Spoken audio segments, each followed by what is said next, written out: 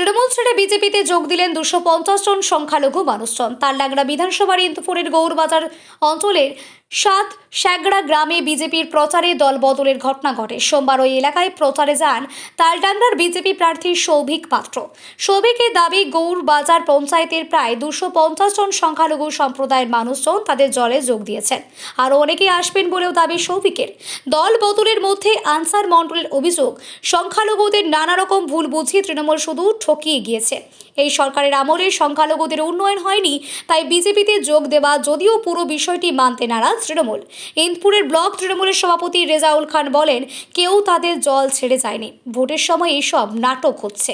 আজকে যোগদান করেছে একটাই কারণ হচ্ছে যে মমতা বন্দ্যোপাধ্যায় মুসলমানদেরকে ভুল বুঝিয়ে যেভাবে ক্ষমতায় এসেছিল, পরে আমরা দেখেছি মুসলমানদের জন্য উনি কিছুই করেননি। দরকার হলে মুসলমানদের সাথে মুসলমানদের ঝগড়া করেছে, বোম বাঁধা করেছে, বোম মারা করেছে, মেরেছে মুসলমান, মরেছে মুসলমান।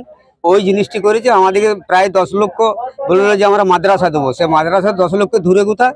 মাদ্রাসায় মিড ডে মিলের ব্যবস্থা নেই, মাদ্রাসার শিক্ষক নাই।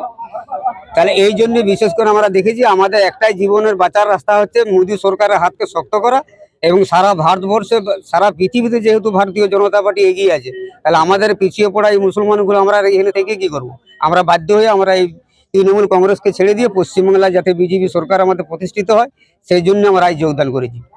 বলতে যে আমাদের এই জায়গাতে যিনি ব্লক সভাপতি আছেন রেজাউল খান, আর যিনি প্রধান আছেন কুতুবুদ্দিন খান, ওই জন্ম থেকে ওরা চোর। কারণ ওরা আমাদের মানুষের এই গৌরবাজার অঞ্চলে কোনো মুসলিমের উপকার করেনি। কারণ ইতিমধ্যে আমরা দেখেছি যে রেজাউল খান 3-4টা কেসে জেল খেটে বসে আছে, আর আমাদের মুসলমানদেরকে ভাওতা বুঝিয়ে যে বিজেপি এলে তোমাদেরকে খেয়ে নিবে, গিলে দিবে, ওটা আদল হয়। তাহলে এই চোরগুলোর বিরুদ্ধে, বিশেষ করে রেজাউল চোরের বিরুদ্ধে আমাদের আজকে বিজেপিতে অংশগ্রহণ করে, কারণ উন্নয়ন কিছু করেনি।